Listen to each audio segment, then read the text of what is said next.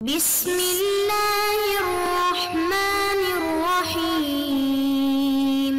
اعوذ باللہ من الشیطان اللعین الرجیم بسم اللہ الرحمن الرحیم وبہ نستعین وہو خیر ناصر ومعین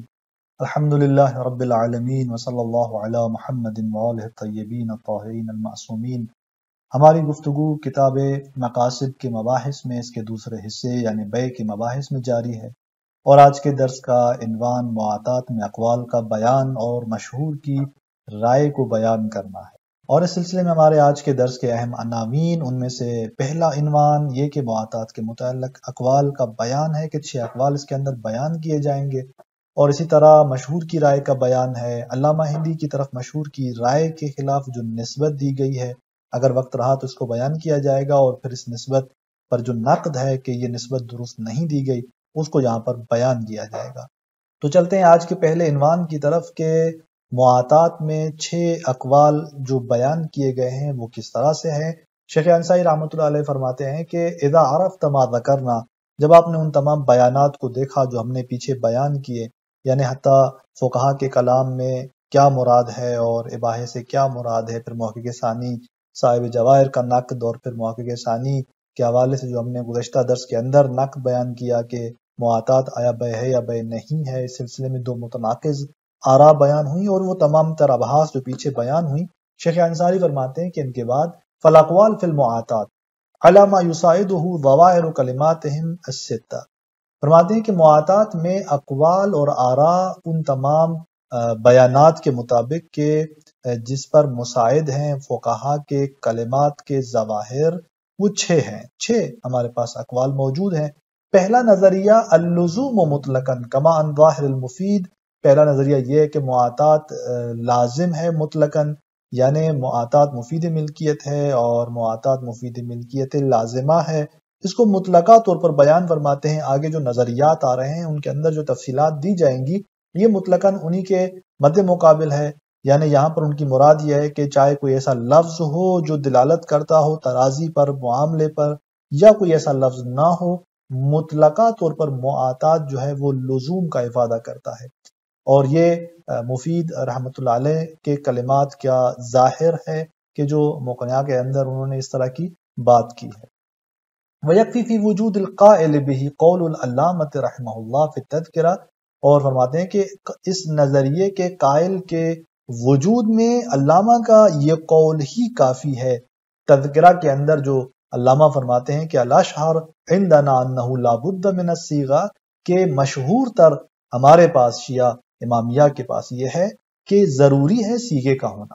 یعنی صیغے کا ہونا جب ملکیت کے لیے اور لزوم جیسے معاملات اور معاوضات کے لیے ضروری ہے، تو یہاں پر شیخ انصاری فرماتے ہیں کہ اس لزوم مطلقہ کے نظریے کا کوئی قائل صریح ملے چاہے نہ ملے، علامہ کی یہ بات خود کافی ہے، دلیل اس بات پر کہ اس کا قائل موجود ہے۔ چونکہ جب انہوں نے کہا کہ الاشہر، تو اس کا مطلب یہ ہے کہ مشہور، یعنی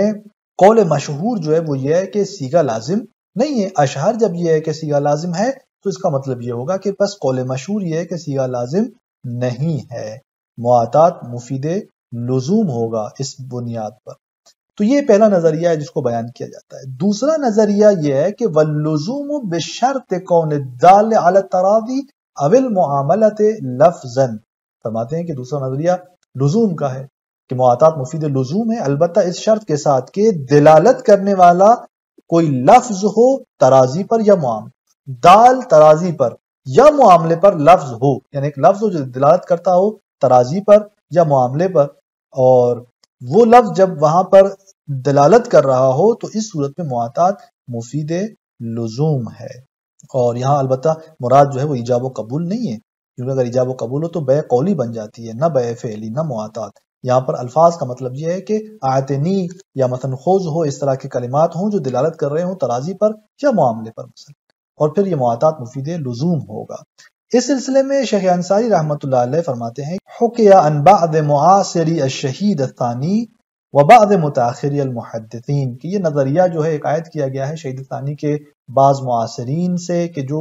سید حسن کرکی جو کہ محقق ثانی کے استاد ہیں وہ ہیں ظاہراً، اور بعض متاخر جو محدثین ہیں کہ جن میں شیخ یوسف بہرانی جو صاحب ہدایت ہیں ان کی طرف اشارہ کیا گیا ہے کہ یہ مراد ہیں، لیکن فرماتے ہیں کہ لیکن نفی عد ھذا من الاقوال فی المعاطات تعمل، شیخ فرماتے ہیں کہ البتہ اس کو معاطات میں اقوال کے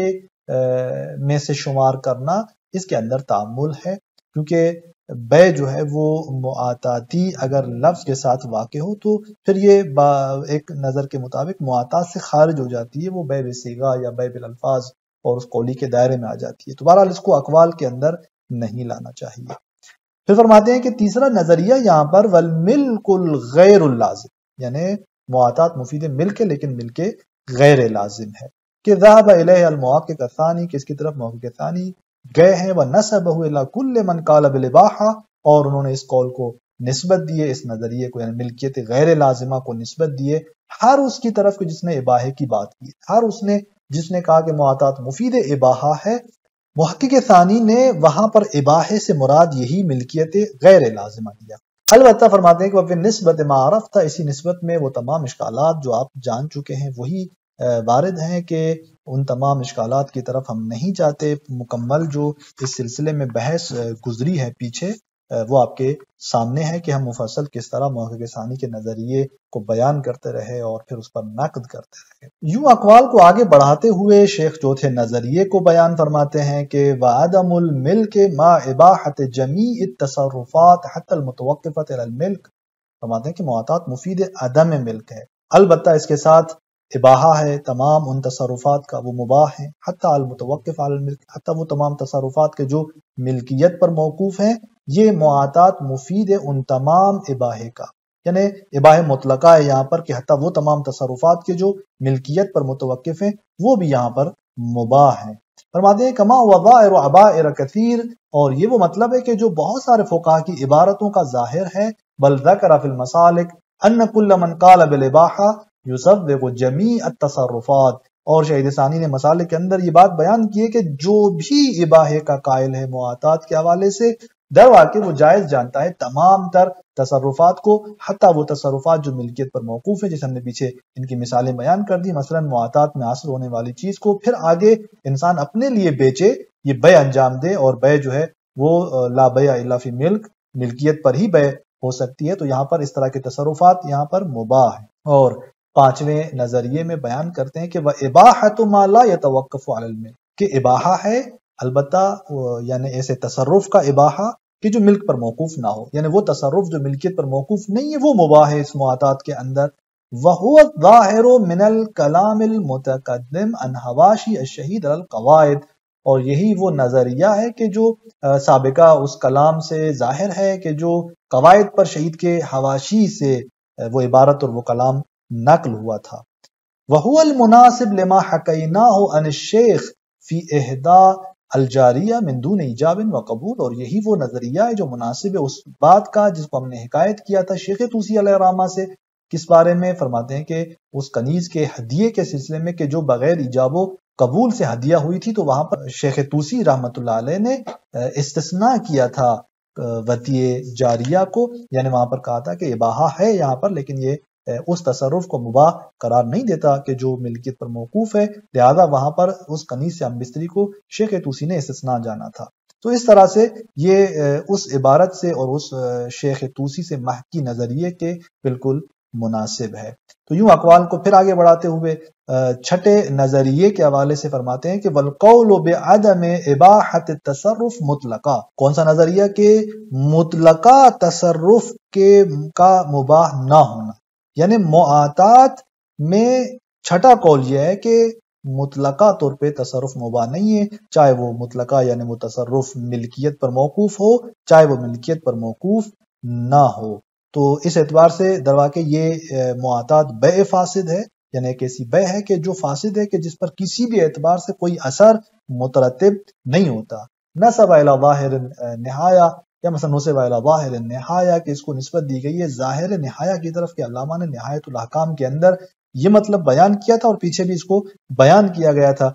لیکن ثبت رجوعہ عنہ فی غیرہا، البتہ یہ بھی وہاں پر کہا گیا تھا اور یہاں پر دوبارہ شیخ انصاری رحمۃ اللہ علیہ فرماتے ہیں کہ ان کا رجوع اس مسئلے سے نہایہ کے علاوہ دیگر کتابوں کے اندر جو ہے وہ ثابت ہے کہ علامہ ہلی رحمۃ اللہ علیہ پھر اپنی دیگر کتابوں کے اندر اس نظریے سے واپس ہوئے ہیں اور رجوع کیا ہے انہوں نے۔ تو یوں 6 نظریے ہمارے مواطات کے سلسلے میں آپ کے سامنے آتے ہیں۔ اب یہاں پر مشہور کی رائے کو بیان کرتے ہیں آگاہ کہ مشہور اس سلسلے میں یعنی علماء کے درمیان مشہور کیا ہے، آیا یہ مواطات مفید ملکیت ہے، مفید ملکیت نہیں ہے؟ فرماتے ہیں کہ والمشہور بین علماءنا عدم ثبوت الملک بالمواطات، ہمارے علماء کے درمیان مشہور یہ ہے کہ ملک جو ہے، ملکیت جو ہے وہ مواطات سے ثابت نہیں ہے۔ جہاں وہ مفید اباحہ جانتے ہیں تو وہاں پر ملکیت کی بات نہیں کرتے، ملکیت ثابت نہیں ہے۔ وَإِن قَصَدَ الْمُتَعَاطِيَانِ بِهَا التَّمْلِيكَ، اگرچہ متعاطیان اس مواطات سے تملیک کا ارادہ کرتے ہیں، یعنی وہ تملیک کی نیت سے یہ معاملہ اعطاء و رخص انجام دیتے ہیں، لیکن مشہور اسے ملکیت ثابت نہیں جانتے۔ بل لم نجد قائلا به الى ضمان المحقق الثاني الذي قال به، فرماتے ہیں کہ بلکہ ہم تو کوئی قائل اس بات کا کہ مواطات کو میں ملکیت کا قائل ہو نہیں جانتے، محقق ثانی کے زمانے تک کسی کو نہیں جانتے جو قائل ہو اس کا کہ مواطات مفید ملکیت ہے۔ الذي قال به یعنی وہ محقق ثانی کہ جنہوں نے اس نظریے کو اختیار کیا ہے، یہی بات کی ہے کہ مواطات مفید ملکیت ہے، اور وہ تمام تر باتیں جو ہم نے بیان کی پیچھے کہ بس بل لم نجد قائلا به یعنی اس ثبوت ملک کا کوئی قائل زمانے محقق ثانی تک نہیں ہے۔ ولم يقتصر على ذلك حتى نسبه الى الاصحاب، اور محقق ثانی نہ فقط خود اس نظریے کو اس نے اختیار کیا بلکہ وہ یہاں تک محدود اور منحصر نہیں رہا، حتیٰ یہاں تک کہ نسبہ محقق ثانی نے اس کی نسبت دے دی اصحاب اور یعنی دیگر فقہا کی طرف۔ وہ دیکھا آپ نے کہ کس طرح محقق ثانی نے آ کر فقہا کے نظریے کو توجیہ کی، فقہا کہہ رہے ہیں کہ مفید اباحہ نہیں ہے، اور ادھر سے محقق ثانی ان کے اس نظریے کو توجیہ کر رہے ہیں اور کہہ رہے ہیں کہ حتیٰ فقہا بھی ملکیت کے قائل ہیں، اباحے کو وہ ملکیت کی معنی میں لے رہے تھے۔ تو یہ آپ فرماتے ہیں کہ مشہور کی نظر ہے، اور اس کے بعد شیخ انصاری رحمۃ اللہ علیہ علامہ ہندی کی طرف جو مشہور کے خلاف رائے کی نسبت ہے، یعنی علامہ کی طرف نسبت دی گئی ہے ایک ایسے نظریے کی کہ جو مشہور کے خلاف ہے، اور یعنی یہ کہ مواطات مفید ملکیت ہے، یہ وہ نظریہ ہے جو مشہور کی نظر کے بالکل برعکس ہے، اور انہوں نے علامہ کی طرف باز نے آ کر اس کی نسبت دی ہے۔ تو اس کو بیان کر رہے ہیں کہ آپ نے دیکھا کہ مشہور کی نظر کو ہم نے بیان کیا کہ مشہور کس بات کے قائل ہے کہ ملک یہاں پر ثابت نہیں ہے۔ پھر فرماتے ہیں کہ نام ربما یوہمہ ظاہر و عبارت تحریر، لیکن ہاں کبھی جو ہے وہ مہم ہوتی ہے تحریر کی عبارت کا ظاہر اسی بات کا کہ ملک ثابت ہے مواطات کے اندر، اس کا مہم بنتی ہے، اسی کو ذہن میں لاتی ہے تحریر کے عبارت کا جو ظاہر ہے۔ سو قال فیہ کہ اس کے اندر علامہ نے کیا کہا ہے کہ الاقوى ان المواطات غیر لازمۃ، فرماتے ہیں کہ قوی تر بات یہ ہے کہ مواطات لازمہ نہیں ہے، بل لکل منہما فسخ المعاوضہ، ہر ایک کے لیے یہ حق ہے اس کو کہ وہ معاوضے کو فسخ کرے، معاملے کو فسخ کرے، ما دامت العین باقیۃ، جب تک عین جو ہے وہ باقی ہے۔ فَإِن تَلَفَتْ لازمت، اور اگر وہ عین تلف ہو گئی تو لازم ہو جائے گا وہ معاملہ، انتہا، اور یہاں علامہ کی جو بات ہے وہ تمام ہو جاتی ہے۔ اب آپ دیکھیں اس عبارت کے اندر آپ تھوڑی سی اگر دقت کریں گے تو کس طرح سے یہ عبارت کا ظاہر مہم بنتا ہے، ہمیں جو ہے وہ اس بات کی طرف لے کے جاتا ہے کہ علامہ تحریر کے اندر قائل ہیں اس بات کا کہ وہ مواطات کو مفید ملکیت جانتے ہیں، کیونکہ یہاں پر آپ دیکھیں ان کلمات پر دقت کریں۔ کہا کہ مواطات غیر لازم، یہ غیر لازمہ کا جو لفظ انہوں نے استعمال کیا، یعنی کہا کہ لازم نہیں ہے، تو اس کا مفہوم کیا ہے؟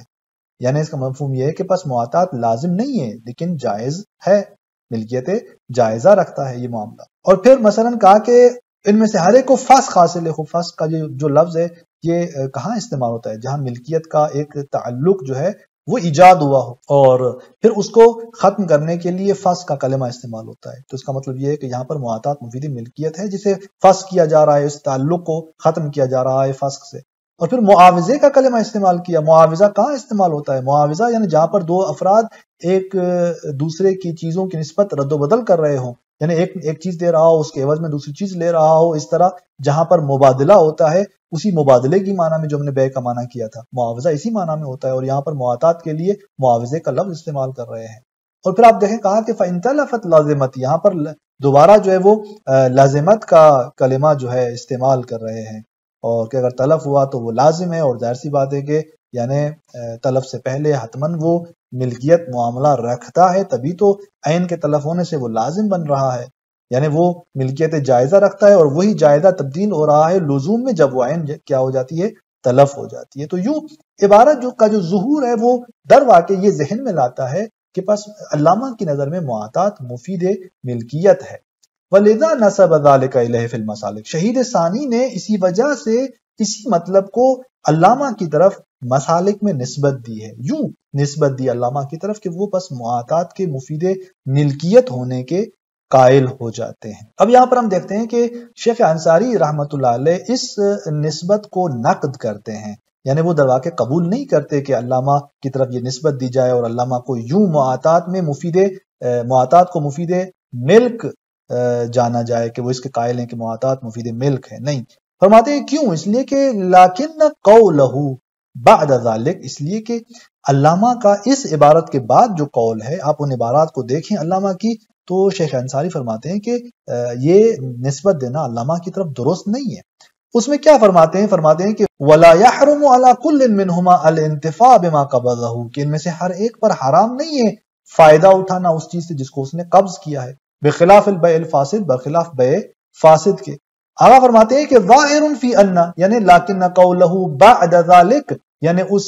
گزشتہ عبارت کے بعد جو علامہ کا قول ہے وہ کون سا قول تھا؟ وہ یہ تھا جو ہم نے بیان کیا کہ ولا یحرم، یہ فرماتے ہیں کہ یہ ان کا قول کس میں ظہور رکھتا ہے؟ شیخ فرماتے ہیں کہ یہ ظہور رکھتا ہے اس بات میں کہ ان مرادہ مجرد الانتفاع، کہ ان کی مراد معاطات کے اندر صرف انتفاع کی ہے، کہ معاطات مفید اباحہ ہے۔ اذ لا معنی لهذه العبارة بعد الحکم بالملک، کیونکہ اگر وہ ملکیت کا حکم رکھتے ہیں معاطات کے اندر تو اس کے بعد اس عبارت کو بیان کرنے کی ضرورت نہیں تھی، کوئی معنی نہیں بنتا تھا کہ وہ اس عبارت کو بیان کریں، کیونکہ جب وہ کہتے ہیں کہ ان دونوں کے لیے انتفاع حرام نہیں ہے، جب علامہ مفید ملکیت کے قائل ہیں معاطات کے اندر، تو پھر یہ کہنے کی کیوں ضرورت تھی؟ کیونکہ جب ملکیت آ گئی تو انتفاع خود بخود اس پر آ جاتا ہے۔ تو لہٰذا فرماتے ہیں کہ یہ عبارت خود بتاتی ہے بعد والی کہ وہ مفید اباحہ جانتے ہیں معاطات کو۔ پھر فرماتے ہیں کہ وَأَمَّا قَوْلُهُ وَالْأَقْوَى إِلَى آخر، یہ جو وَالْأَقْوَى سے آخر تک انہوں نے عبارت بیان کی، پیچھے ہم نے اس کو بیان کیا گزشتہ سلائیڈ کے اندر، فرماتے ہیں کہ فَهُوَ إِشَارَةٌ إِلَى خِلَافِ الْمُفِيدِ رَحِمَهُ اللَّهُ وَالْعَامَّةِ الْقَائِلِينَ بِاللُّزُومِ، یہ در واقع اشارہ ہے مفید کے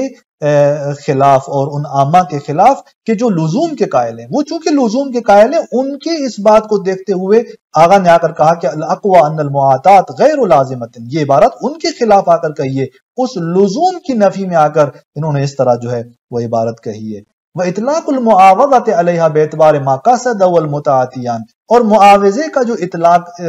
استعمال کیا معاوضے کلمے کو اس عبارت کے اندر، اور معاوضے کو اس معاطات پر اطلاق کیا، فرماتے ہیں کہ یہ بھی اس اعتبار سے کہ وہ جو متعاطیان قصد کرتے ہیں ان کے اس قصد کو دیکھتے ہوئے وہ چونکہ اس کو معاوضہ جانتے ہیں، لہٰذا معاوضے کے اس کلمے کو استعمال کیا اس معاطات کے لیے۔ وَإِطْلَاقُ الْفَسْخِ عَلَى الرَّدِّ، اور اسی طرح فرماتے ہیں کہ رد کی جگہ فسخ کا جو اطلاق ہے وہ بھی بِهَذَا الْاعْتِبَارِ أَيْضًا، اسی ہی وجہ سے ہے، کیونکہ وہ جو ہیں در واقع